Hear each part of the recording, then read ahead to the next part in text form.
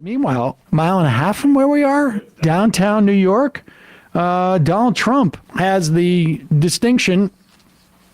And, as you say at the end of senior year in high school, as long as I'm a superlative, it really doesn't matter.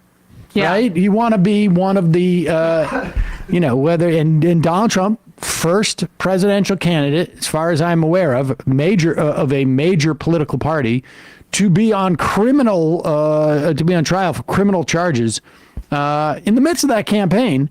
And, of course, maybe the first former president to be sitting in a criminal trial. Is that true? I think it is. Here is Donald Trump entering the courtroom this morning. This is an assault on America. Nothing like this has ever happened before. There's never been anything like it. Every legal scholar says this case is nonsense. It should never have been brought. It doesn't deserve anything like this. There is no case, and they've said it. People that don't necessarily follow or like Donald Trump said this is an outrage that this case was brought. This is political persecution. This is a persecution like never before. Nobody's ever seen anything like it.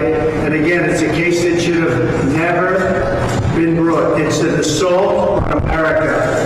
And that's why I'm very proud to be here. This is an assault on our country.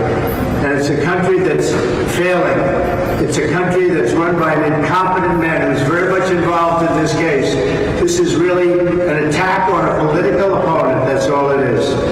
So I'm very honored to be here. Thank you very much. Very honored to be here. First off, it's such a strange, he almost does this walk and talk. I know.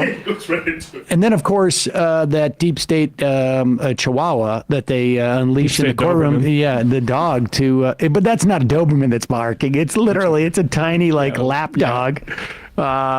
And making it impossible for him. But he's I think he's probably in court right now. That reverb sounded like a YMCA shower, too. I know. And the way that he comes in front of the camera to announce it like that, it's bizarre and so funhouse mirror-y. Honored to be here. But he's so honored. His claim that this is in some way, legal scholars are saying it's a total mess and should never have been brought, is a bit undercut by the fact that there's already been a federal conviction in this particular case. And that was Michael Cohen. Right. Michael Cohen, who will be testifying in this case. And to be clear, understand again, he's got to sit there the whole time in court. You can't mail it in when you're a criminal defendant.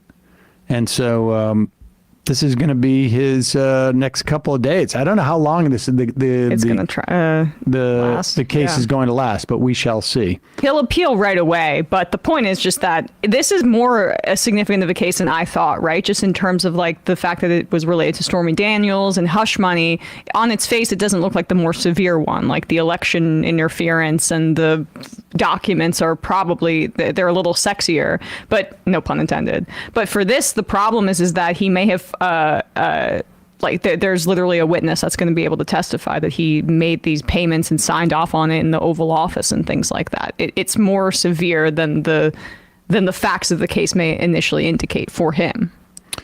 We shall see, but it'll also be interesting, how it impacts his run. I don't know. I'm of the mind that if he's not in public view, he's sitting in a courtroom, he's benefiting. Here's Fox and Friends. I guess this could happen. Sometimes people go in and ask for summary judgment of a court case. But here they are just wondering, why do we have to spend any of our time on this when they know Michael Cohen already went to jail for this? Real quickly before we let you go, did the judge have the ability, because we've been talking about the legal case right here, is there a law being broken? Did he have the opportunity to throw this out based on standing? Well, he could have thrown it out on a number of grounds, but one thing that, I'm concerned about and troubled by in this case is the judge could have taken standing? This is a criminal case. So the prosecution has standing. The state. Right. The state has an interest in there not being a breach of laws, whether they are election laws, whether they are fraud laws, whatever it is. Because this also is, he committed fraud when he basically said this was a business expense or something to that effect. I believe was part of the issue. But go ahead, go back. The opportunity to throw this out based on standing? Well, he could have thrown it out on a number of grounds, but one thing that, I'm concerned about and troubled by in this case is the judge could have taken a look at this indictment and said, hey, you got to take this back and you got to make this more particularized because it's unclear to me what he actually did. What's the underlying crime? How are we at a felony stage when the statute of limitations has run on, the misdemeanor part? So he could have easily sent that back to the lawyers and said, come back to me with something more specific so that the defendant in this case actually knows what's going on. And the clock was not ticking during the pandemic. They put everything on hold or else the statute of limitations would have run out? Yeah, it ran out during that time. And now, his predecessor didn't bring the case at the time. Now has said in subsequent interviews, well, it's because the pandemic and SDNY told me to stand down. But everyone now after the fact is explaining why they didn't actually do it at the time. Right. Unbelievable. Yeah. Hey, you only need one. Yeah. You only need one juror. That's right. That's right. That's right. Okay.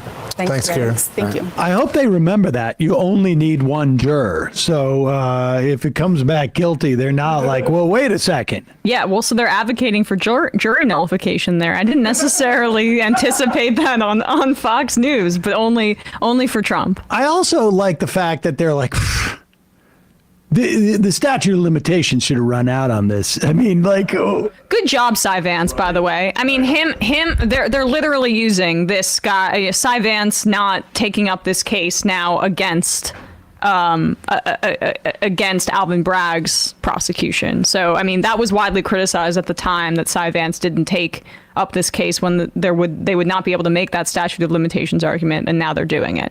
Not that it may not even matter, to be honest with you. Again, like that testimony from Michael Cohen, who again went to jail for his role in this hush money case, might just be like, it's pretty straightforward that Donald Trump did this.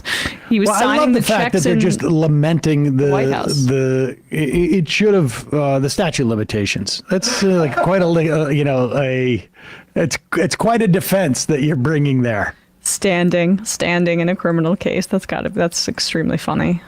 Steve Austin, can the majority report devote an episode to covering all of the current Trump court cases? I lost track on how many and when they take place. I'll be honest with you. I mean, we did this a little bit with Digby, as much as we could. I'll be honest with you. I can barely keep track. It'd be fun to have guest after guest after guest, like it was a torts conference, but it's all Trump. Right. We could do that for, I think, 3 hours. And we could do that. Maybe we should do that as like as a special one day. It's like maybe on like a Wednesday.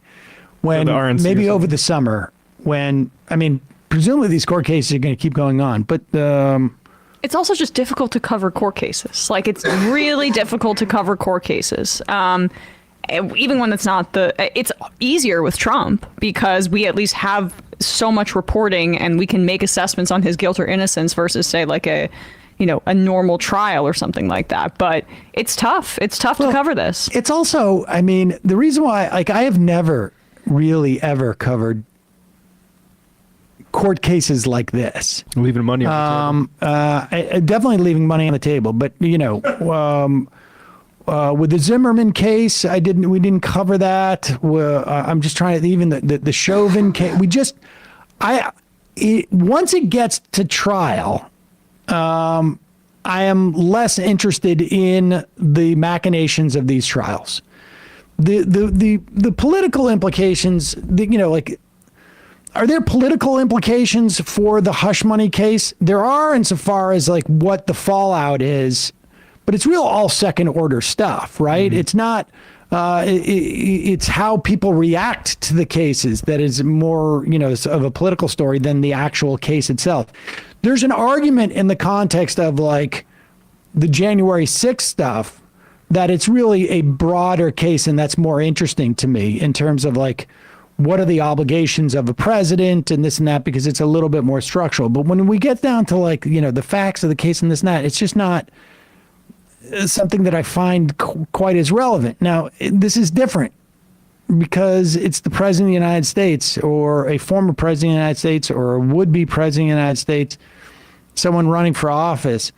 And again, the second order implications of everything are really important, but you're not going to garner any of that from a day-to-day, update, play-by-play on what's happening on the court, in the courtroom. So, yeah, the other thing I'd say is the Stormy Daniels, that's the catch and kill National Enquirer thing, right? Yeah. And I would say like the amount of time we've talked about the Hunter Biden thing, which is like, I agree that the platforms should have taken, just let it publish on their platforms, because that's all they talk about now is look how it was suppressed.